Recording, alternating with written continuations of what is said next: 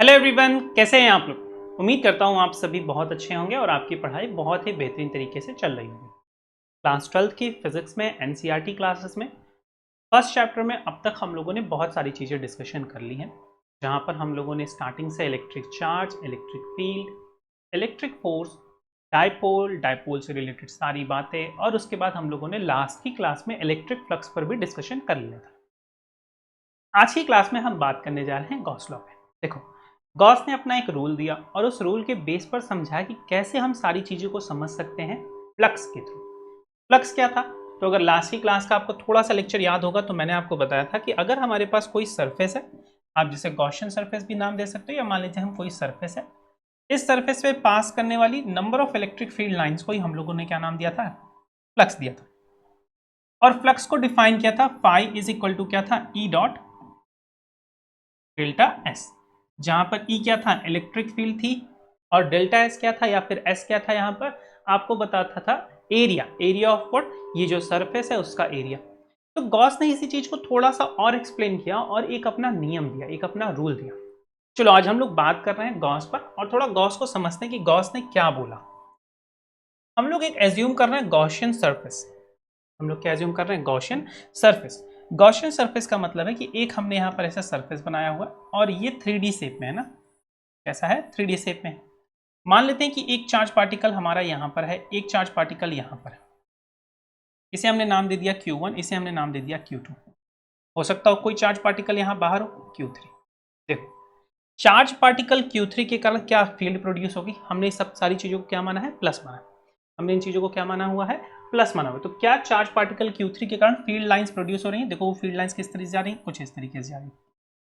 Field lines कुछ इस तरीके से जा रही हैं, क्योंकि आपको पता है इलेक्ट्रिक फील्ड लाइंस हमेशा कैसी होती हैं? चारों तरफ होती हैं। अगर तुम पहले वाले पोर्शन पे देखो, पहले वाले सरफेस पे, क्या जितनी फील्ड लाइन इस गॉसियन सरफेस के अंदर एंटर कर रही हैं, उतनी ही फील्ड लाइंस यहां से बाहर आ रही हैं। उतनी ही फील्ड लाइंस क्या कर रही हैं? यहां से बाहर आ रही हैं। मान लेते हैं अगर एक हम लोग ऐसे बल्ब रख दें, एक ऐसा क्या करो? बल्ब रख दो। ये बल्ब ऑन है, तो बल्ब से चारों तरफ लाइट निकलती है। बल्ब से चारों तरफ क्या निकलती है? लाइट निकलती है। ये लाइट इधर को भी जाएगा, ये लाइट इधर को भी जाएगी, ये लाइट इधर को भी जाएगी, ये लाइट इधर को भी जाएगी, ये लाइट इधर को भी जाएगी, इधर को भी जाएगी और इधर को भी जाएगी। ऐसे क्या चारों तरफ डायरेक्शन में, सभी डायरेक्शन में लाइट प्रोड्यूस होती है? बिल्कुल प्रोड्यूस होती है। अगर हम लोग एक यहाँ पर गॉसियन सरफेस 3D शेप होता है ना, ये हमेशा कैसा होता है? 3D। अगर ऐसा एक गॉसियन सरफेस मान ले तो देखो, क्या इस गॉसियन सरफेस से अब केवल और केवल लाइट्स बाहर निकल रही हैं। लाइट्स क्या कर रही हैं? बाहर निकल रही हैं। इसी को अगर बल्ब को हम लोग एक चार्ज पार्टिकल एज्यूम कर लें प्लस, तो प्लस के कारण जो फ्लक्स या फिर जो आप कह सकते हो कि जो गॉसियन सरफेस बना है, ये एक स्फीयर बना है, कि ये गोला बना है, इससे फील्ड लाइंस कहाँ जाएंगी? हमेशा बाहर की तरफ जाएंगी। अगर यही बल्ब क्या होता? किसी सरफेस पे हम लोग यहां कोई सरफेस होता, स्फीयर होता, और बल्ब होता है स्फीयर के बाहर, तो क्या होता है? जितनी लाइट इस स्फीयर के अंदर, जितनी रेज इस स्फीयर के अंदर एंटर करेंगी, उतनी ही रेज इस स्फीयर से कहाँ चली जाएंगी? बाहर चली जाएंगी। उतनी ही रेज इस स्फीयर से कहाँ चली जाएंगी? बाहर चली जाएंगी। फ्लक्स होता है किसी पर्टिकुलर सरफेस से पास करने वाली फील्ड लाइंस की डेंसिटी पर डिफाइन है। तो अगर यहां पर फ्लक्स सोचो, इस वाले सरफेस पे, तो एक फ्लक्स आपको यहां पर मिलेगा, एक फाई यहां पर मिलेगा, फाई वन नाम दे देते हैं। और दूसरा फ्लक्स आपको यहां से जो बाहर जा रहा है, इसे हम लोग नाम दे देंगे क्या? Phi to. गॉस ने इन्हीं सी चीजों के बारे में हमें बताया कि क्या ये फाई वन और फाई टू इस चार्ज पार्टिकल पर रिलेट होता है या नहीं। क्या इस फील्ड के अंदर ये जो हमने सरफेस स्फीयर बनाया है, ये जो गॉसियन सरफेस बनाया है, क्या इसके अंदर कोई चार्ज पार्टिकल है, वो उस पर डिपेंड करता है या नहीं। इन सारी चीजों को समझाया किसने? गॉस ने। तो देखो, गॉस का जनरल फॉर्मूला आप जानते हो कि हमें पता है फ्लक्स के लिए, हमें क्या पता है? फ्लक्स के लिए नॉर्मल कंडीशन क्या है, पहले उस पर बात कर लेते हैं ना। तो फ्लक्स का फॉर्मूला हम लोग सभी लोगों ने पढ़ा हुआ है, पाई is equal to E into S. ये दोनों ही वेक्टर थे, E vector dot S vector. इसी को आप लोगों ने पढ़ा था ई एस कॉस थीटा। इसी को हम लोगों ने क्या पढ़ लिया था? E S cos theta. देखो, ये था हमारा फाई। अब अगर मैं कोई चार्ज पार्टिकल यहां एज्यूम करूं, इस चार्ज पार्टिकल से एक मैं गॉसियन सरफेस एज्यूम कर रहा हूं और गॉसियन सरफेस में 3D ले रहा हूं। मैं कैसा ले रहा हूं? 3D। तो 3D जो हमेशा होगा डेफिनेटली कैसा होगा? स्फेरिकल शेप में होगा। तो मैंने एज्यूम किया ये है 3D शेप, और जो इस शेप के सेंटर में ये चार्ज पार्टिकल रखा हुआ है। अगर शेप के सेंटर में चार्ज पार्टिकल रखा हुआ है तो इस चार्ज से कुछ डिस्टेंस यहां पर हम लोग अगर इलेक्ट्रिक फील्ड या फिर इस वाले पोर्शन पे मैं कुछ पार्ट कट कर लेता हूं। देखो इस वाले पोर्शन पे मैंने क्या किया, कुछ एक डीएस सेक्शन कट कर लिया। मतलब एरिया का एक छोटा सेगमेंट, एक बहुत ही छोटा सेगमेंट मैं डीएस कट कर ले रहा हूं। तो इस छोटे सेगमेंट के कारण क्या जो यहां से फील्ड लाइंस होंगी वो देखो कुछ इस तरीके से बाहर निकल रही होंगी। ये इलेक्ट्रिक फील्ड रहा होगा। इस चार्ज क्यू के कारण, इस चार्ज क्यू के कारण क्या रहा होगा? ये इलेक्ट्रिक फील्ड रहा होगा। इसे हम नाम दे देते हैं क्यू। ठीक है, देखो इससे अगर ds यहां पर इसका एरिया रहा होगा, इलेक्ट्रिक फील्ड E रहा होगा, हमें लग रहा है कि अगर इस एरिया की डायरेक्शन देखी जाए तो डायरेक्शन भी क्या है? इलेक्ट्रिक फील्ड के अलॉन्ग है। इसका मतलब इनके बीच का जो एंगल आएगा वो 0 आएगा। तो फ्लक्स अगर इसके थ्रू निकालें तो flux passing through, flux passing through ds segment या ds एरिया, तो वो हो जाएगा डी फाई। डी फाई मतलब स्मॉल छोटा सा flux is equal to electric field times छोटा एरिया ds। मैं इन्हें अभी वेक्टर के फॉर्म में लिखा। अगर इनका वेक्टर फॉर्म हटाएंगे तो देखो ये हो जाएगा ई डी एस कॉस थीटा। और हमें पता है यहां पर बिकॉज इलेक्ट्रिक फील्ड और एरिया की डायरेक्शन सेम है। लास्ट की ही क्लास में मैंने आपसे डिस्कस किया है कि अब एरिया को हम लोग वेक्टर क्वांटिटी कंसीडर करते हैं और वेक्टर क्वांटिटी के अकॉर्डिंग एरिया की हमेशा डायरेक्शन बनेगी और हमेशा कैसी बनेगी? परपेंडिकुलरली आउटवर्ड्स, हमेशा बाहर की तरफ बनेगी। तो हमें पता चला कि phi is equal to d phi is equal to हमें मिल गया है E d S cos theta, और जहां पर थीटा हो गया 90 डिग्री। अगर थीटा 90 डिग्री है तो कॉस ऑफ 90 डिग्री क्या होता है? कॉस ऑफ 90 डिग्री थीटा 90 नहीं, थीटा 0 होगा ना। मैंने यहाँ पे गलतली बोल दिया, माय बैड। थीटा यहाँ पे होगा 0 डिग्री क्योंकि दोनों सेम डायरेक्शन में है। तो अगर थीटा 0 डिग्री है तो कॉस 0 डिग्री की वैल्यू होती है 1। तो ये आपको केवल और केवल मिल जाएगा क्या? ईडीएस। ये है डी फाई। ये क्या मिला? डी फाई मिला। अगर मैं यहाँ पर कैलकुलेट करना चाहता हूँ टोटल फ्लक्स, अगर मैं कैलकुलेट करना चाहता हूँ क्या? टोटल फ्लक्स, तो आप कर देते हो दोनों ही टर्म का इंटीग्रेशन। तो आप कर दोगे यहाँ पर डी फाई, यहाँ भी जाएगा integration of E dot d s. देखो electric field due to a charge, अब इस चार्ज को हम as a point charge assume कर लें। तो electric field due to a point charge at some distance of r, कुछ डिस्टेंस r पर इलेक्ट्रिक फील्ड क्या होगी? तो integration of d phi, total flux हो जाता है phi is equal to electric field को आप बाहर निकाल दोगे और ये हो जाएगा integration of D S. Close surface है इसलिए हम लोग ऐसा क्लोज लगा दे रहे हैं कि पूरे उस सरफेस का एरिया आपको निकालना। चलो इलेक्ट्रिक फील्ड होता है, ये होता है 1/4 pi epsilon not q upon में आर स्क्वायर, और ds ये हो जाएगा total area of that sphere. Sphere का एरिया क्या होता है? स्फीयर का एरिया होता है 4 pi r square, 4 pi r square होता है स्फीयर का एरिया। तो ये मिल जाएगा आपको phi is equal to 1/4 pi epsilon not q upon r square, और एरिया ये क्या हो जाएगा? ये हो जाएगा 4 पाई आर स्क्वायर, क्योंकि किसी भी स्फीयर का जो सरफेस एरिया है वो हमेशा क्या होता है? R 4 pi r square. तो 4 pi cancel, r square cancel, क्या मिला आपको? Phi is equal to q upon epsilon not. Phi is equal to आपको क्या मिला? Q upon epsilon not. ध्यान से सुनिए, ये जो फाई मिला है आपको ये है नेट फ्लक्स। ये क्या मिला है आपको? Phi net is equal to, ये चार्ज कहां पे था? इनसाइड था, तो क्यू इनसाइड, और इनसाइड का टोटल चार्ज था तो इसको हम लोग लिख दे रहे हैं क्या? Q inside divide by what? Epsilon naught. तो according to the Gauss law किसी भी क्लोज्ड सरफेस से पास करने वाला नेट फ्लक्स, किसी भी क्लोज्ड सरफेस से पास करने वाला पूरा का फ्लक्स, पूरा पूरा फ्लक्स, नेट फ्लक्स हमेशा होता है उस सरफेस के अंदर के चार्ज का 1/ε0 टाइम। इसे अगर हम लोग डिफाइन करें, so the total flux passing through a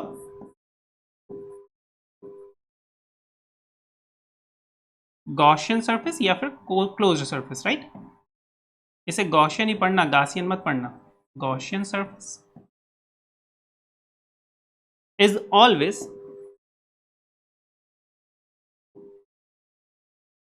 one upon epsilon not times of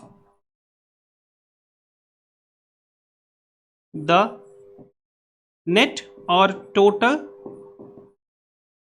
inside charge. इसी टर्म को आप समेशन ऑफ क्यू इनसाइड भी लिख सकते हो, यहां पे लिख सकते हो सम ऑफ क्यू इनसाइड। सम हमेशा क्या बताता है कि अगर उस सरफेस के अंदर, अगर इस सरफेस के अंदर यहां पर होता +10 कूलम चार्ज, यहां पे होता -20 कूलम चार्ज, यहां पे होता +30 कूलम चार्ज, तो इसके कारण टोटल चार्ज कितना आ गया, इसके कारण देखो टोटल चार्ज कितना आ गया, तो +10 +30 हो गया +40 और उसमें से निकल गया -20, तो यहां पर क्यू नेट कितना मिल जाता आपको, क्यू नेट आपको मिल जाता +20।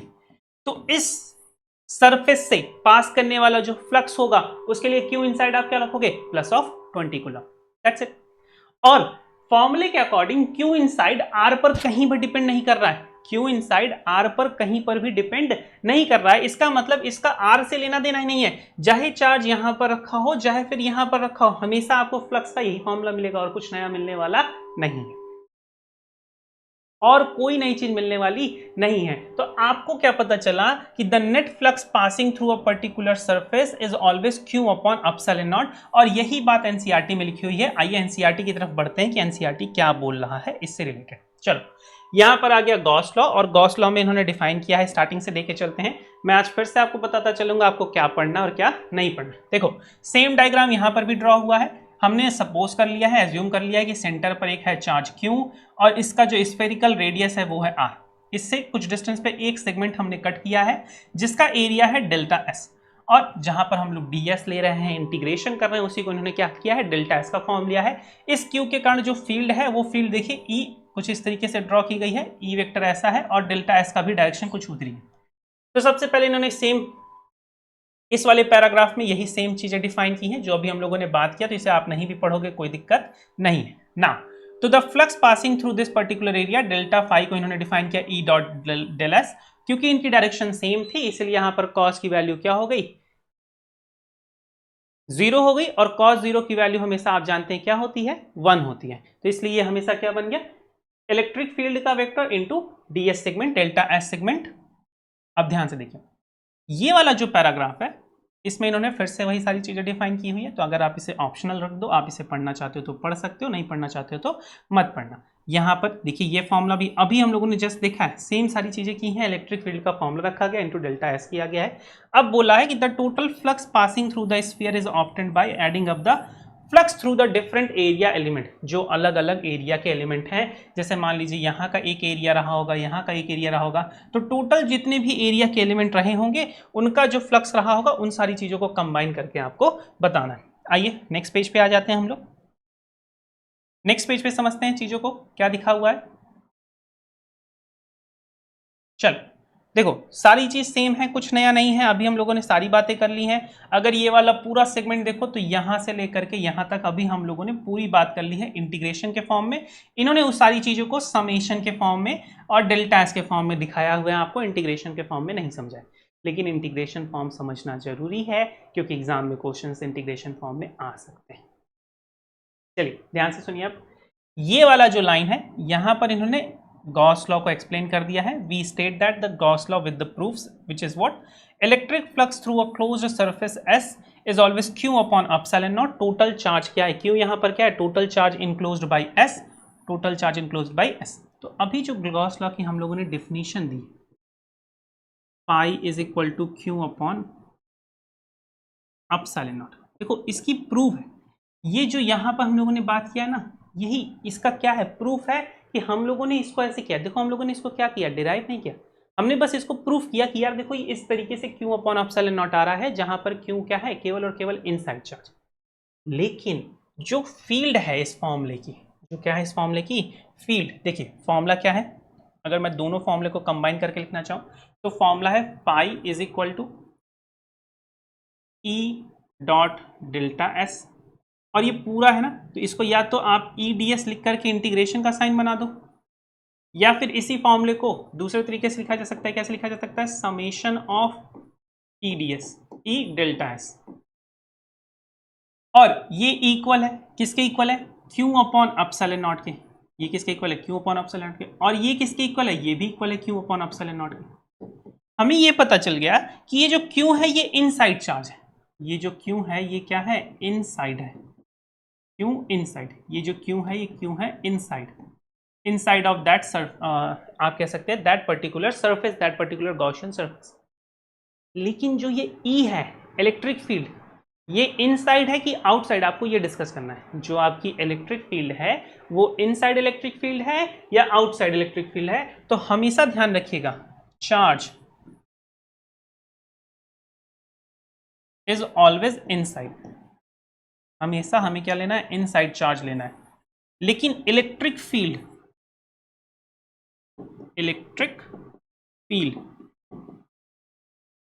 should be always what? Inside plus outside. So the net field में क्या होगा? Inside electric field plus outside electric field. हमें दोनों ही फील्ड को कंसीडर करना है। इसका क्या मतलब है, इस बात को समझते हैं। मान लेते हैं कि हमारे पास क्या है? कोई भी एक स्फीयर है, कुछ इस तरीके से कोई सरफेस है, कुछ चार्जेस यहां बाहर रखे हुए हैं, Q1 माइनस ऑफ Q2 यहां रखा हुआ है, और कुछ चार्जेस अंदर रखे हुए हैं, Q3 और Q4 यहां रखा हुआ है। तो अगर आपको इस पूरे सरफेस से पास करने वाला फ्लक्स चाहिए तो आपको इन चारों के कारण यहां पर क्या निकालनी होगी? फील्ड निकालनी होगी, और उस फील्ड के अकॉर्डिंग आप क्या करोगे? वर्क करोगे। तो ये points as a star point आप लिख लेना। ये दोनों क्या है? इंपॉर्टेंट पॉइंट्स हैं कि जो आप चार्ज लेते हो हमेशा वो कैसा लेते हो? इनसाइड चार्ज लेते हो, इनक्लोज्ड चार्ज लेते हो। इनक्लोज्ड चार्ज का मतलब होता है उस स्फीयर के अंदर या उस सरफेस के अंदर जो बंद चार्ज है उसकी बात करते हो। लेकिन जो आप इलेक्ट्रिक फील्ड लेते हो ये हमेशा कैसा लेते हो? आउटसाइड प्लस इनसाइड दोनों ही इलेक्ट्रिक फील्ड लेते हो। तो ये एज अ स्टार पॉइंट या एज अ नोट पॉइंट आप नोट कर लेना, बहुत ही इंपॉर्टेंट बात है। चलो ध्यान से सुनो, देखो ये सारी चीजें आपसे ऑब्जेक्टिव के फॉर्म में पूछी जा सकती हैं, इसलिए मैं कहता हूं कि ये इंपॉर्टेंट है। इस वाली लाइन को आप मार्क कर लेना, क्योंकि ये आपको गॉस लॉ को स्टेट करता है यहाँ पर। तो ये लाइन को आप मार्क कर लीजिए कि ये इंपॉर्टेंट है, ये आपको हमेशा पढ़नी है, रिवीजन के टाइम बिल्कुल ही पढ़नी है। चलो इसके बाद यहाँ पर क्या बोल रहा है? The law implies that the total, देखिए क्या बोल रहा है यहाँ पर, the law implies that the total electric flux through a closed surface is zero if there is no charge enclosed by the surface. अगर कह रहा है कि भाई अगर इनसाइड चार्ज क्या हो जाए? जीरो हो जाएगा, तो फाई डेफिनेटली क्यू जीरो हो जाएगा, क्योंकि फाई तो यही है ना, क्यू इनसाइड अपॉन में अपसाइलन नॉट। इसका मतलब ये एक एज अ नोट पॉइंट आप इसे भी कर सकते हो कि ये भी आपका एक स्टार पॉइंट है या नोट पॉइंट है कि अगर इनसाइड चार्ज नहीं है, अगर कोई भी चार्ज इनसाइड नहीं है तो उससे पास करने वाला फ्लक्स क्या हो जाएगा? जीरो हो जाएगा। देखो मान लेते कि अगर एक ऐसा हमारे पास बॉक्स है जिसे आप लोग क्यूब कहते हो ना, देखते हैं क्यूब है हमारे पास 3D शेप में, तो क्यूब ड्रॉ करते हैं। हाँ चलो एक न्यू पेज ले लेते हैं। मान लेते हैं कि हमारे पास एक ऐसा 3D शेप है, ये देखो। अब अगर इस 3D शेप के पास हमारे पास है यूनिफॉर्म इलेक्ट्रिक फील्ड, तो आपको पता है यूनिफॉर्म इलेक्ट्रिक फील्ड हमेशा इस तरीके से जाएगी। चलो इसे भी ड्रॉ करते हैं शेप के थ्रू। यूनिफॉर्म इलेक्ट्रिक फील्ड हमेशा इस तरीके से जाएगी, क्योंकि हमेशा नेट इलेक्ट्रिक फील्ड की बात करनी है। तो नेट इलेक्ट्रिक फील्ड में हमेशा यूनिफॉर्म इलेक्ट्रिक फील्ड इस तरीके से जाएगी। तो अगर हम लोग देखें यहां पर, तो ये हो गया ई नेट की डायरेक्शन, ये हो गया इलेक्ट्रिक फील्ड की डायरेक्शन। अब देखो कितने सरफेस है यहां पर? एक सरफेस है ये वाला, दूसरा सरफेस है ये वाला, दो सरफेस हो गए। फिर देखो क्यूब बनाया मैंने, क्या बनाया? क्यूब। क्यूब में टोटल 6 सरफेस होते हैं। टोटल कितने सरफेस होते हैं? 6। तीसरा सरफेस ये ऊपर वाला, चौथा सरफेस ये नीचे वाला, पांचवा सरफेस ये फ्रंट वाला, और छठवां सरफेस ये पीछे वाला। ये है छठवां सरफेस, और पांचवा सरफेस ये फ्रंट वाले की मैं बात कर रहा हूं। सबसे पहली बात तो आपको ये समझनी कि यहां पर फ्लक्स कितने से होगा, क्योंकि फ्लक्स का फॉर्मूला आप जानते हैं, phi is equal to E vector into S vector है। मतलब कि ये है ई एस कॉस थीटा, ये है ई एस कॉस थीटा। चलो, जहां पर थीटा हो जाएगा 90 डिग्री तो कॉस 90 की वैल्यू होती है 0, और अगर कॉस 90 0 हो गया तो वहां से फ्लक्स पास करने वाला भी हो जाएगा, क्या हो जाएगा, 0 हो जाएगा। देखो पहला सरफेस, अगर इस सरफेस का डायरेक्शन देखा जाए तो मैंने आपको बताया था कि कभी भी इनक्लोज्ड सरफेस होगा तो जो एरिया की डायरेक्शन होगी वो हमेशा बाहर की तरफ होगी, हमेशा किसकी तरफ होगी, बाहर की तरफ होगी। तो इस वाले पॉइंट पे इलेक्ट्रिक फील्ड है, या इस वाले सरफेस पे इलेक्ट्रिक फील्ड है अंदर की तरफ, लेकिन जो डायरेक्शन ऑफ एरिया है वो है बाहर की तरफ, एस वेक्टर है यहां पर बाहर की तरफ। तो इनके बीच का एंगल डेफिनेटली, जाहिर सी बात है, ये हो गया 180 डिग्री, और cos 180 डिग्री होता है नेगेटिव, तो यहां पर जो फ्लक्स आ जाएगा वो आ जाएगा नेगेटिव। तो मैं यहां पर लिख दे रहा हूं नेगेटिव फाई, यहां पर फ्लक्स क्या आ जाएगा, नेगेटिव फाई। चलो दूसरे सरफेस की बात करते हैं, ये बाहर वाला सरफेस ना। तो बाहर वाले फेस पे अगर हम लोग सोचे ध्यान से, तो बाहर वाले फेस के लिए इलेक्ट्रिक फील्ड भी इस डायरेक्शन में होगी और डायरेक्शन ऑफ एरिया भी इधर की तरफ होगा, तो इन दोनों के बीच का जो एंगल होगा 0 होगा, और यहां पर जो फ्लक्स आ जाएगा वो पॉजिटिव फ्लक्स आ जाएगा। ये पॉजिटिव फ्लक्स हो गया, यहां पर ये कैसा फ्लक्स हो गया, नेगेटिव फ्लक्स हो गया। इलेक्ट्रिक फील्ड की डायरेक्शन सेम जा रही है। अब तीसरा सरफेस जो ऊपर है, देखो इलेक्ट्रिक फील्ड की डायरेक्शन है इधर और डायरेक्शन ऑफ एरिया हो जाएगी इधर, इनके बीच का एंगल हो गया 90 डिग्री, और अगर 90 डिग्री हो गया तो फाई इज इक्वल टू क्या हो जाएगा, 0।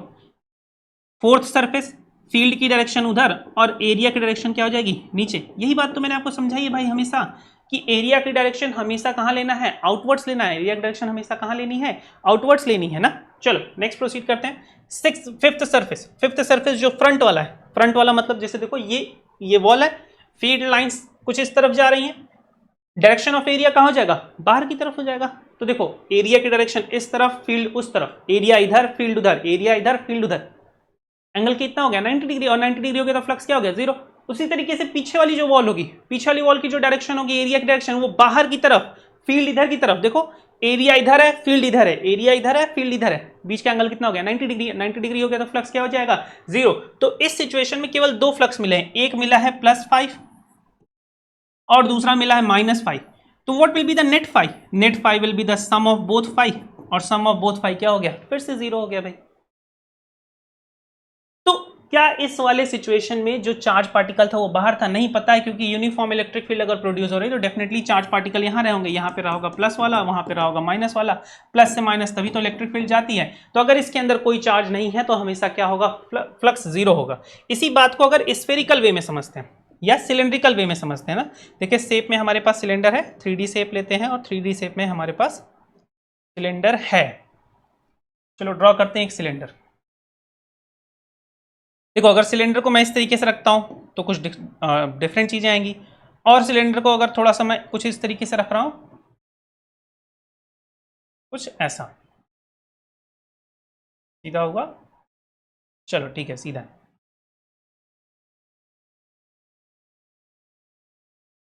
चलो अब फिर से इलेक्ट्रिक फील्ड को क्या एज्यूम करना है कि इलेक्ट्रिक फील्ड हमारे पास है सिंगल डायरेक्शन और बाहर की तरफ है। तो इलेक्ट्रिक फील्ड को हम लोग ड्रॉ कर रहे हैं, 2D शेप ले लेते हैं और फील्ड लाइंस को ड्रॉ कर देते हैं कुछ इस तरीके से। ये है इलेक्ट्रिक फील्ड की डायरेक्शन। फिर एक इलेक्ट्रिक फील्ड लाइन ड्रॉ कर देते हैं कुछ इस तरीके से। ऐसे ढेर सारी लाइंस हैं, बस हमें समझाने के लिए, बहुत ज़्यादा खिचड़ी यहाँ ना मचे, इसलिए मैं केवल 2 लाइन ड्रॉ कर रहा हूँ। ये है डायरेक्शन ऑफ इलेक्ट्रिक फील्ड। चलो तो कितने गॉसियन सरफेस होंगे पहले तो हमें ये समझना है, कितने टाइप के सरफेस दिख रहे हैं। देखो एक एरिया तो तुमको यहां पर दिख रहा है ये वाला, तो एक सरफेस ये हो जाएगा। दूसरा एरिया तुमको यहां दिख रहा है ये वाला, दूसरा सरफेस ये हो जाएगा। और जो तीसरा एरिया की हम बात करें तो तीसरा एरिया है ये क्या, ये जो सिलेंडर है, सिलेंडर का कौन सा पार्ट, सिलेंडर का है आपका जो फोल्डेड पोर्शन होता है ना। जैसे अगर मैं किसी पेज के थ्रू अगर आपको सिलेंडर बना के दिखाता हूं, 1 मिनट।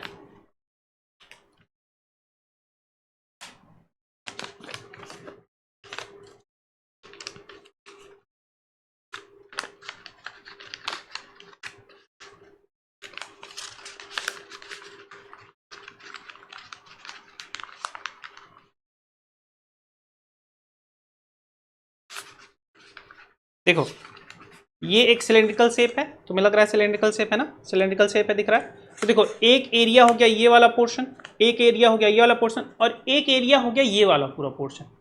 तो टोटल कितने पार्ट के एरिया बने? 3 गॉसियन सरफेस या 3 एरिया बना। तो ये पहला सरफेस हो गया S1 नाम दे देते हैं, ये दूसरा सरफेस हो गया S2 नाम दे देते हैं, और ये पूरा सरफेस तीसरा सरफेस है तो इसे S3 नाम दे रहे हैं। सरफेस तीसरे के लिए एक छोटा पार्ट यहां पर कट कर ले रहे हैं, कुछ इस तरीके से समझ लो। या अगर नहीं भी कट कर रहे हैं तो डायरेक्टली समझो कुछ ये कि ये हमारा S3 है। डायरेक्शन बताओ, S1 S2 S3 की डायरेक्शन बताओ। तो देखो S1 की डायरेक्शन बाहर की तरफ हो जाएगी, ये डायरेक्शन ऑफ S1 है। S2 की डायरेक्शन इधर की तरफ हो जाएगी, ये डायरेक्शन ऑफ S2 है। और S3 की डायरेक्शन डेफिनेटली अगर यहां पर लेंगे तो इस तरफ होगी, यहां पर लेंगे तो इस तरफ होगी, यहां ऊपर लेंगे तो बाहर की तरफ इस तरफ होगी ना। यहां पर इलेक्ट्रिक फील्ड से बना एंगल 90 डिग्री होगा, यहां पर भी इलेक्ट्रिक फील्ड से बना एंगल 90 डिग्री होगा। यहां पर इलेक्ट्रिक फील्ड की जो डायरेक्शन है वो S1 के ही अलोंग है, तो यहां पर इलेक्ट्रिक फील्ड भी इधर है, S1 भी इधर है, तो यहां पर जो थीटा आएगा वो आएगा 0 डिग्री। यहां पर S2 की जो डायरेक्शन है वो इधर की तरफ है, लेकिन फील्ड की डायरेक्शन इधर की तरफ है, इलेक्ट्रिक फील्ड इधर है, तो यहां पर जो थीटा आ जाएगा वो आ जाएगा 180 डिग्री। अभी इसी को हम लोगों ने क्यूब के फॉर्म में समझा था, तो पता चला कि इस वाले के कारण जो फ्लक्स आ जाएगा फाई हो जाएगा 0, इस वाले के कारण जो फ्लक्स आ जाएगा वो हो जाएगा 0। तो टोटल इस वाले पोर्शन के लिए एक सरफेस मान ले रहा है, तो नेट फाई फाई नेट के लिए कितने सरफेस थे? 3 सरफेस, तो 3 फ्लक्स, फाई1 प्लस फाई2 प्लस फाई3। कितने फ्लक्स थे? फाई1 फाई2 फाई3। टोटल फ्लक्स कितना हुआ? 3 फ्लक्स हुआ। देखो क्या फाई3 0 हो गया है? फाई3 क्या है? 0 है, फाई3 0 हो गया। फाई1 को हम लोग कहेंगे electric field 1 times delta S1, और फाई2 कहेंगे electric field 2 dot product time delta S2। मैंने अभी डॉट प्रोडक्ट लगाया है क्योंकि इनका एंगल यहां पर मैटर करेगा कि क्या एंगल बन रहा है, उसके अकॉर्डिंग ही हम सोचेंगे। अगर एक जनरल कंडीशन की बात करेंगे तो यहां से फ्लक्स हमें मिल जाएगा माइनस और यहां से फ्लक्स मिल जाएगा प्लस, तो टोटल फ्लक्स हो जाएगा 0। लेकिन मैं अभी सपोज कर ले रहा हूं कि इलेक्ट्रिक फील्ड दोनों ही जगह पर क्या है? डिफरेंट है, तो उसके लिए एंगल अभी हम हटा दे रहे हैं दोनों जगह से। तो जो नेट फील्ड आपको यहाँ पर जो नेट फ्लक्स आपको मिलेगा वो मिल जाएगा केवल और केवल दोनों सर्कुलर पोर्शन के कारण आपको यहां पर फ्लक्स मिलेगा, और जो इस सिलेंडर का आपका जो आप जानते हैं जो एक ऐसा कर्व सरफेस होता है उसके कारण आपको यहां पर कोई भी फ्लक्स नहीं मिलेगा, क्योंकि इसके डायरेक्शन ऑफ एरिया और डायरेक्शन ऑफ इलेक्ट्रिक फील्ड में 90 डिग्री का एंगल बन जा रहा है, और 90 डिग्री के एंगल के कारण वो हो जा रहा है 0। क्लियर है आपको मेरी बात? चलिए एनसीईआरटी में कैसे एक्सप्लेन किया है इस चीज को समझते हैं। प्रीवियस आते हैं, तो इसी बात को एनसीईआरटी अब आपका पूरा का पूरा यहाँ पर एक्सप्लेन किया है। अब आप चाहो तो इस बात को पढ़ लेना, यही सारा चीज मैंने भी आपको जस्ट समझाया है। यहाँ पर देखो डायग्राम बना हुआ है, ये पूरा का पूरा डायग्राम यहाँ पर बनाया हुआ है, और इस डायग्राम से रिलेटेड पूरी बात यहाँ पर आपकी लिखी हुई है। अगर आप इसे पढ़ना चाहें तो आप इसे पढ़ सकते हैं। अब ध्यान से देखिए, यहां तक आपको चीजें समझ में आ गई। इसके बाद जो चीज लिखी हुई है वो मोस्ट इंपॉर्टेंट चीजें हैं। टोटल 6 पॉइंट है, और ये 6 के 6 पॉइंट सभी क्या हैं? बहुत ज्यादा इंपॉर्टेंट है। केवल और केवल बोर्ड से ही नहीं, आपके आगे वाले प्रिपरेशन के लिए भी बहुत ही ज्यादा इंपॉर्टेंट है। तो इन्हें आज एनसीईआरटी में एकदम कलर मार्क कर लेना, हाईलाइटर वाइलाइटर 2 4 5 कलर 10 कलर 20 कलर जितने कलर यूज करना है सारे आज यूज कर लेना, इनको मार्क कर लो। चलो पहला पॉइंट समझते हैं। Gauss law is true for any closed surface no matter what its shape और साइज। तो कह रहा है भाई गॉस लॉ सभी सरफेस के लिए, अगर वो स्फीयर है, अगर वो क्यूबॉइड है, अगर वो रैंडम शेप है, सभी के लिए गॉस लगता है। 2D शेप हो या 3D शेप हो। 2D शेप का मतलब क्या? एक पर्टिकुलर एरिया आ गया। अगर इनक्लोज की बात हो रही है, क्लोज्ड सरफेस की बात हो रही है, तो हमेशा 3D सरफेस होगा। तो गॉस लॉ हमेशा 3D सरफेस के लिए होगा भाई, 2D के लिए नहीं। गॉस लॉ हमेशा 3D सरफेस के लिए होगा, क्लोज्ड सरफेस के लिए होगा, no matter what is the shape और साइज। छोटा स्फीयर हो तो भी गॉस लॉ उतना ही है। क्यों भाई? देखो गॉस लॉ का फॉर्मूला क्या है, देखो गॉस लॉ को समझो। अभी हम लोगों ने बोला है गॉस लॉ है phi is equal to net flux passing through a closed surface is Q inside upon epsilon not. यही बोला है ना। देखो अगर एक चार्ज पार्टिकल प्लस ऐसा ड्रॉ करते हैं, एक गॉसियन सरफेस, देखो एक पहला गॉसियन सरफेस यहां, फिर दूसरा गॉसियन सरफेस यहां, इन दोनों से पास करने वाला फ्लक्स उतना ही है।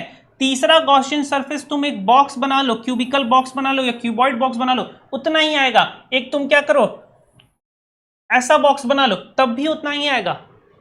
कभी चेंज ही नहीं होगा यार, क्योंकि शेप और साइज का कोई मैटर ही नहीं है। तो अगर चार्ज पार्टिकल इनसाइड है तो गॉस लॉ शेप और साइज पे मैटर नहीं करता है, चाहे छोटा स्फीयर हो चाहे बड़ा स्फीयर हो, दोनों से पास करने वाला फ्लक्स हमेशा कैसा होगा, सेम होगा। ये आपकी फर्स्ट लाइन का मतलब था। चलो सेकंड लाइन क्या कह रहा है, the term Q on the right side of the Gauss law, मतलब जब हम लोग गॉस लिखते हैं फाइनेट, तो ये जो टर्म क्यू है on the right side of this ना, इस इक्वेशन के राइट साइड में लिखा हुआ है, जिसे आप क्यू इनसाइड कहते हैं। क्या बोला है, includes the sum of all charges enclosed by the surface. क्या बोला मैंने कि उस सरफेस के अंदर के सभी चार्जेस पे डिपेंड करता है, नो मैटर द चार्जेस में बी लोकेटेड एनीवेयर, कहीं पर भी रखे हो, हमसे उससे लेना देना नहीं है। तो ये सेकंड लाइन की भी सेकंड पॉइंट भी हम लोगों ने ऑलरेडी डिस्कस कर लिया है। थर्ड पॉइंट क्या है भाई, in the situation when the surface is so chosen that there are some charges inside and some outside. क्या बोल रहा है, कुछ अगर ऐसी सिचुएशन है जब उस सरफेस के कुछ चार्ज बाहर हो और कुछ चार्ज अंदर हो, the electric field whose flux appears on the left side of the equation is due to all charges। देखो ये पॉइंट मैंने अभी नोट पॉइंट कराया कि जो इलेक्ट्रिक फील्ड है वो हमेशा ड्यू टू ऑल चार्जेस होगी, बोथ इनसाइड और outside. The term Q on the right side of the Gauss law, however, is respected only to the charge inside। तो जो इलेक्ट्रिक फील्ड निकालते हैं, इलेक्ट्रिक फील्ड ई नेट निकालते हैं, वो हमेशा दोनों चार्ज के कारण, क्यों इनसाइड और आउटसाइड दोनों के कारण होगी। लेकिन जो चार्ज होगा, जो राइट साइड में यहाँ पे चार्ज लिखा गया, केवल और केवल क्या होगा, इनसाइड चार्ज होगा, उससे ज्यादा नहीं होगा। ये सारी बातें अभी हम लोगों ने ऑलरेडी कर ली हैं। चलिए नेक्स्ट बढ़ते हैं, नेक्स्ट पेज की तरफ। गॉस लॉ का ही है। यहां पर क्या बोला जा रहा है, चलो यहां पर 3 पॉइंट और है भाई, टोटल ये 6 पॉइंट है और 6 के 6 इंपॉर्टेंट हैं। तुम नोट्स बना रहे हो तो नोट्स में पूरे लिख डालो, सारी चीजों को समझ समझ के एक्सप्लेन करके लिखो। चलो बढ़ते हैं फोर्थ पॉइंट की तरफ। फोर्थ पॉइंट हमसे क्या बोल रहा है, the surface that we have chosen for the application of Gauss law is called the Gaussian surface. You may choose any Gaussian surface and apply Gauss law. However, take care not to let the Gaussian surface pass through any discrete charge। अब इस बात को समझो भाई कि किसी भी discrete charge से गॉसियन सरफेस को पास नहीं कराना है, हमेशा हमेशा किससे पास कराना है, कंटिन्यूअस चार्ज से। डिस्क्रीट का क्या मतलब है कि मान लेते हैं, जैसे देखो अभी हम लोगों ने गॉसियन सरफेस बनाया था ना, गॉसियन सरफेस बनाया था ना, तो इस सरफेस से जैसे मान लो कि अगर फील्ड एक यहां पर हो जाए, एक फील्ड यहां पर हो जाए, तो अलग अलग फील्ड आएगा, तो ये प्रॉब्लम क्रिएट करेगा। इसलिए हमेशा गॉसियन सरफेस को ऐसे बनाना है कि कभी भी डिस्क्रीट चार्ज के सिस्टम से पास न करे, वो हमेशा कंटिन्यूअस चार्ज के सिस्टम से पास करे। कंटिन्यूअस चार्ज सिस्टम से पास करने पर ही गॉस लॉ एप्लीकेबल हो पाएगा, नहीं तो गॉसियन सरफेस क्या हो जाएगा, गलत हो जाएगा। Next, Gauss's law is often used pull towards a much easier calculation of the electrostatic field when the system has some symmetry। देखो इस बात को ध्यान से सुनना, फोर्थ वाला मैं कहना चाह रहा हूं, जैसे मान लो कि एक हमारे पास वायर है, तो इस वायर पर अगर हमने चार्ज दिया है तो वो चार्ज इक्वली डिस्ट्रीब्यूट हुआ हो, कंटिन्यूअस, यहां पर +2 तो यहां भी +2, यहां भी +2, यहां भी +2, यहां भी +2, यहां भी +2, यहां भी +2, हर जगह इक्वल रहा हो। अगर ऐसा हो गया हो कि इस पेन पे यहां पर चार्ज है लेकिन यहां पर नहीं है, तो ये डिस्क्रीट सिस्टम हो जाएगा। इसके लिए गॉसियन सरफेस मत बनाना। गॉसियन सरफेस बनाना तो हमेशा कंटिन्यूअस चार्ज डिस्ट्रीब्यूशन के लिए बनाना। 3 टाइप के कंटिन्यूअस चार्ज डिस्ट्रीब्यूशन हम लोगों ने पढ़े थे, linear charge distribution, surface charge distribution और वॉल्यूम चार्ज डिस्ट्रीब्यूशन। तो तीनों को ही करके बनाना। अब भाई देखो लीनियर होगा, अगर कोई वायर होगी तो वायर के कण कैसा प्रोड्यूस हो जाएगा, देखो अगर कोई वायर होगी तो वायर के कण कैसा प्रोड्यूस हो जाएगा, एक ऐसी सिमेट्री आएगी, सिलेंड्रिकल सिमेट्री आएगी ना। तो यही बोल रहा है कि Gauss law is useful and easy for calculating electric field when the system has symmetry. अगर उस सिस्टम के पास सिमेट्री, अगर सिमेट्री नहीं होगी भाई, तो अभी तो यही बोला ना कि सिमेट्री नहीं होगी तो भाई प्रॉब्लम हो जाती है इलेक्ट्रिक फील्ड उस चार्ज के कारण निकालने के लिए, तो वहां पर हार्ड हो जाएगा। तो Gauss law is oftenly used towards a much easier calculation of electric field when it has a symmetry. This is the facilitated by the choice of suitable Gaussian surface। अगर हम लोगों ने सुटेबल सही तरीके से Gaussian surface बनाया तो बहुत उसको फील्ड को निकालना बहुत ही आसान हो जाएगा। Last point and most important point advance में पूछा गया है कि finally Gauss law is based on the inverse square dependence on the distance contained in the Coulomb's law। भाई गॉस लॉ फील्ड के कारण निकला है, फील्ड होता है फोर्स पर बेस्ड। अगर Gauss law coulomb per based है, इसका मतलब ये इनवर्स स्क्वायर लॉ को फॉलो कर रहा है। अगर इनवर्स स्क्वायर लॉ का वायोलेशन होता है तो गॉस लॉ वहां पर उस सिचुएशन में एप्लीकेबल नहीं रह जाएगा। तो अगर एक ऐसी लिमिटेशन है जहां पर इनवर्स स्क्वायर लॉ नहीं लग रहा है, मतलब कूलम्स लॉ वायलेट कर गया है, कूलम्स लॉ की लिमिटेशन हट चुकी है, कूलम्स लॉ नहीं लग पा रहा है, तो वहां पर गॉस लॉ भी हम लगा नहीं सकते हैं। ये 6 वाला पॉइंट है, ये 6 वाला पॉइंट है। तो गॉस लॉ से रिलेटेड हम लोगों ने सारे पॉइंट डिस्कस कर लिए, सारी चीजें डिस्कस कर ली हैं। इसके बाद अब आपका आ जाता है एप्लीकेशन ऑफ गॉस लॉ, जहां पर आपको पढ़ाया जाता है कि गॉस लॉ को किस तरीके से यूज करना है, गॉस लॉ को यूज करने के मेथड बताए जाते हैं, और इलेक्ट्रिक फील्ड हम निकालेंगे due to different types of charge distributions, जहां पर एरिया, लेंथ, वॉल्यूम, इन सारे के कारण आप क्या पढ़ोगे, इलेक्ट्रिक फील्ड पढ़ोगे। उसकी बात हम करेंगे नेक्स्ट क्लास में। चलो आ जाओ, अब ये जो एग्जांपल्स आपको दिए हैं इन एग्जांपल्स पर डिस्कशन करते हैं। पहला एग्जांपल क्या बोल रहा है, the electric field components in the figure, the electric field components in figure are Ex is equal to ax की पावर 1/2। जहां पर इलेक्ट्रिक फील्ड आपको बोला है Ex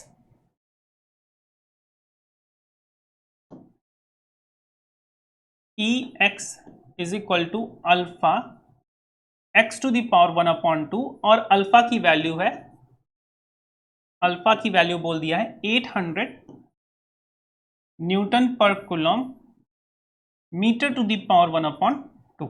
अब क्या बोल रहा है, calculate the flux, calculate the flux passing through the cube. ये क्वेश्चन नंबर 1 है। ये आप देखिए, ये देख रहे हैं, ये आप इस क्यूब से पास करने वाला आपको फ्लक्स बताना है, and the charge with in the cube, इस क्यूब के अंदर जो चार्ज है आपको वो बताना है। और कह रहा है कि आप एज्यूम कर सकते हैं कि ए की वैल्यू, मतलब जो ये इस जो क्यूब दिया है, इस क्यूब का जो साइड है, उस साइड की वैल्यू आप 0.1 मीटर ले सकते हैं, और यहां से यहां तक की भी वैल्यू 0.1 ही दे रखा है। तो क्या बोल रहा है आपसे कि ए की जो वैल्यू है, ए की जो वैल्यू है वो आप 0.1 मीटर ले सकते हैं। चलो फिर वही तरीका है कि भाई अगर इलेक्ट्रिक फील्ड x के अलोंग है, इलेक्ट्रिक फील्ड x के अलोंग है, चलो ड्रॉ करते हैं भाई। x के अलोंग वाली इलेक्ट्रिक फील्ड ऐसी होगी, देखो x के अलोंग फील्ड है, मतलब सारी फील्ड ऐसे जा रही है। जो इधर वाला सरफेस होगा इसका एरिया इधर, फील्ड उधर, एरिया इधर, एंगल 90 डिग्री, फ्लक्स जीरो। जो ऊपर वाला सरफेस होगा उसका एरिया ऊपर, फील्ड इधर, एंगल 90 डिग्री, फिर से फ्लक्स जीरो। जो इधर वाला सरफेस है इसके लिए एरिया की डायरेक्शन इधर, फील्ड इधर, एरिया इधर, फील्ड इधर, एंगल कितना हो गया 180 डिग्री। तो ये वाला तो फ्लक्स देगा, ये वाला भी फ्लक्स देगा, लेकिन ये वाला नहीं देगा, ये वाला नहीं देगा, इधर वाला नहीं देगा, नीचे वाला नहीं देगा। तो इन्होंने कलर करके ऑलरेडी बता दिया कि जो कलर है भाई उसी से केवल और केवल फ्लक्स मिल रहा है और किसी से फ्लक्स नहीं मिल रहा है। इस वाले से मिल रहा है और इस वाले से मिल रहा है। चलो इसका मतलब जो फ्लक्स होगा फाई नेट, वो केवल और केवल दो के कारण मिलेगा, फाई 1 के कारण मिलेगा और फाई 2 के कारण मिलेगा। फाई 1 हो जाएगा E1 डेल्टा S1, या E1 डॉट S1 कर देते हैं, E1 डॉट S1 वेक्टर हो जाएगा, और फाई 2 भी हो जाएगा, E2 डॉट S2 वेक्टर हो जाएगा।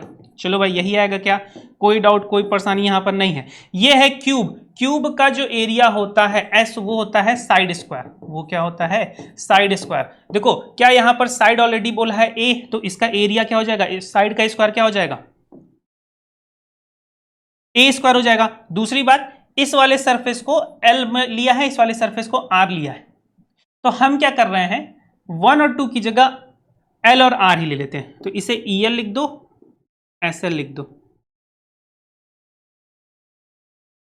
इसे ER लिख दो, SR लिख दो। देखो EL जो होगा इसके अकॉर्डिंग लगेगा क्या, बिल्कुल इसके अकॉर्डिंग लगेगा।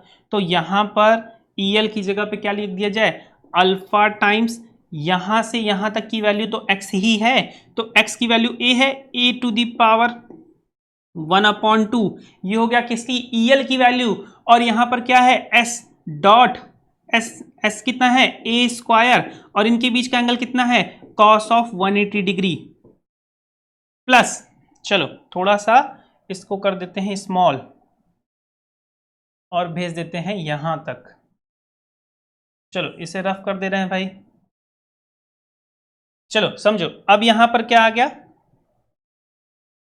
इस पोर्शन को देखा जाए तो थोड़ा और स्मॉल किया जाए और इसको भेज दिया जाए यहाँ पर, ताकि हमें मिल जाए जगह थोड़ी सी कैलकुलेशन को सॉल्व करने के लिए। चलिए, और प्लस ई आर की जगह पे क्या आ जाएगा, देखो ई आर मतलब यहां से यहां तक की जो लेंथ थी वो तो ए थी, ये ए है, फिर से ए, तो इसका मतलब ई आर जो आएगा वो अल्फा तो अल्फा ही रहेगा, एक्स की जगह पे हम क्या रखेंगे 2a की पावर 1/2, तो ई आर की जगह पे आप क्या रखेंगे अल्फा 2a की पावर 1/2 और एस आर की जगह क्या हो जाएगा ए स्क्वायर, तो मल्टीप्लाइड विद ए स्क्वायर और यहां पर आ जाएगा क्या cos 0 डिग्री। देखो यहां पर EL की वैल्यू इन्होंने यही निकाली है, ER की वैल्यू यहीं पर निकाली है, और फिर जब वैल्यू पुट किया गया है तो देखिए फाई एल की वैल्यू नेगेटिव रखा है, फाई आर की वैल्यू भी पॉजिटिव रखा है, हमारा हमने कुछ डायरेक्टली कर दिया है। तो चलो ये वैल्यू क्या आ जाएगी, इसके कारण -1 हो जाता है, इसके कारण हो जाता है +1, तो ये आ जाएगा minus of alpha a to the power 1/2 times a square, और ये आ जाएगा प्लस ऑफ अल्फा 2a की पावर 1/2 और यहां पर आ जाएगा ए स्क्वायर। देखो क्या कॉमन है, हमें लग रहा है कि a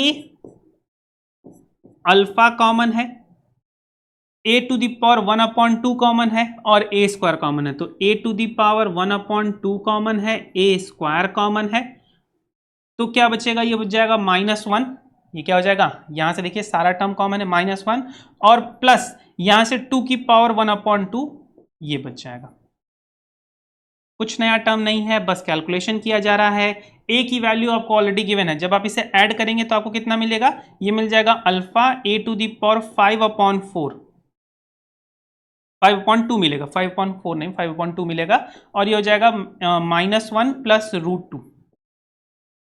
चलो एनसीईआरटी में जो है उसको देख लेते हैं कि लास्ट कैलकुलेशन क्या है, इसको आप कैलकुलेट करना और सेम आएगा। देखिए हमारा भी सेम वैल्यू आ रहा था यहाँ पर, जो वैल्यू यहाँ पर आई है अगर आप नोटिस करो तो लास्ट का जो हम लोगों ने टर्म लिखा था वो सेम टर्म था हमारा, क्या था, अगर आप पीछे वाले पेज पे देखोगे तो फाई इज इक्वल टू क्या था आपका, यही आया था ना, alpha a to the power 5/2 -1 plus √2, same term है। देखिए ये वाली टर्म और यहां पर ये वाली टर्म सेम है। उसके बाद वैल्यूज रख दी गई हैं, आपका पहला आंसर आ गया। दूसरा क्वेश्चन यहीं पर पूछा गया है पार्ट बी। पार्ट बी आपसे क्या पूछा गया है, पार्ट बी आपसे पूछा गया है कि आप इनसाइड चार्ज निकालो, तो फाई इज इक्वल टू क्या होता है Q inside upon epsilon not, यही फॉर्मूला पड़ा है। फाई की वैल्यू हम लोगों ने पहले वाले पार्ट से कैलकुलेट कर ली है, तो Q इनसाइड की वैल्यू क्या आ जाएगी, जो फाई की वैल्यू कैलकुलेट की है वो मल्टीप्लाइड विद एप्सिलॉन नॉट, ये आपको Q इनसाइड मिल जाएगा, तो इसका पार्ट बी भी हो गया। Question example 1.10 complete. अब हम बात करने जा रहे हैं एग्जांपल 1.11 की। चलो नेक्स्ट एग्जांपल पढ़ो भाई, बुक्स आप सभी के पास हैं, बुक्स में नेक्स्ट एग्जांपल पढ़िए और इस बात को समझिए कि नेक्स्ट एग्जांपल क्या कहना चाह रहा है। चलो नेक्स्ट एग्जांपल आपको दिया है, यहां पर कह रहा है कि in an electric field is uniform and in the positive x direction for positive x and uniform with the same magnitude but in the negative x direction for negative x. देखो कह रहा है कि एक्स जो electric field है वो positive x के लिए यूनिफॉर्म है लेकिन इस डायरेक्शन में, और नेगेटिव एक्स के लिए भी यूनिफॉर्म है लेकिन इस डायरेक्शन में। देखो अब इलेक्ट्रिक फील्ड बदल गया, अभी तक हम लोग जितना पढ़ा है वहां तक की सारी फील्ड की डायरेक्शन इधर ही थी, लेकिन अब नहीं, अब पॉजिटिव एक्स के लिए फील्ड उधर है, नेगेटिव एक्स के लिए फील्ड इधर है।